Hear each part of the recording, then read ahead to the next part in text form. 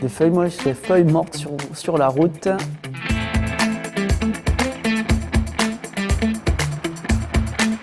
Alors, route de campagne, amorce d'un virage en moto. Je regarde loin devant. Enfin, j'essaie de surtout voir s'il n'y a pas une voiture qui arrive au même moment. Parce que des fois, ça peut faire un peu changer la trajectoire, on peut être surpris. Du coup, voilà, je vais essayer d'anticiper une voiture qui peut arriver en face. Sortie d'un virage sur une route de campagne, eh bien, on pourrait se permettre d'accélérer selon sa vitesse. Et je regarde vraiment toujours loin pour voir qu'il n'y ait pas non plus un croisement ou une autre voiture qui arrive ou même un animal. Je ne roule pas en moto à Paris, je suis que du sud. Mais si je suis sur le périph' à Paris, je vais profiter du deux roues justement pour ne pas rester bloqué dans le bouchon et donc pouvoir me faufiler. Et je ne dis pas remonter les lignes à toute vitesse, mais me faufiler.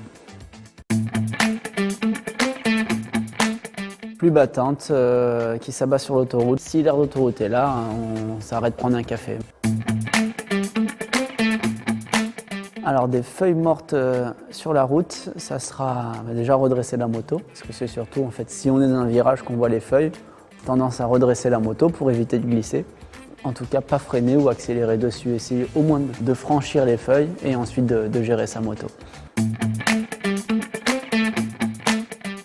Alors, si je double un camion sur la route,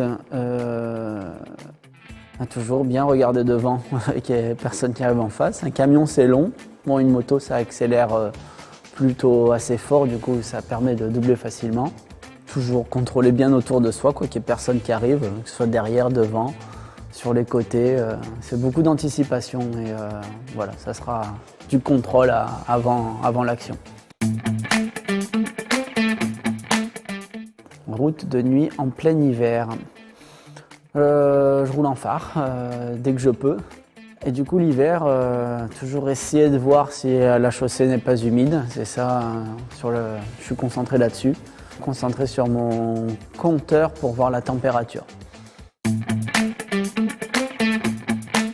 Un motard en panne sur le bord de la route, je m'arrête pour pouvoir aider si possible. J'ai déjà fait, je me suis déjà arrêté pour un motard en panne qui ne m'a pas reconnu tout de suite. Ensuite, un autre copain, lui, est arrivé pour l'aider, ils ne m'ont pas reconnu. Je les ai dépannés, je les ai amenés dans un garage, on allait boire un coup pour me remercier. Et c'est en discutant avec eux, ils m'ont dit « Qu'est-ce que tu fais quoi ?» Et je lui ai dit « Tu connais beaucoup de pilotes moto français qui roulent en MotoGP ?» Et ils m'ont demandé « Quelqu'un d'autre que Zarco ?» Et du coup j'ai dit « Bah non, t'es tombé sur le bon numéro. »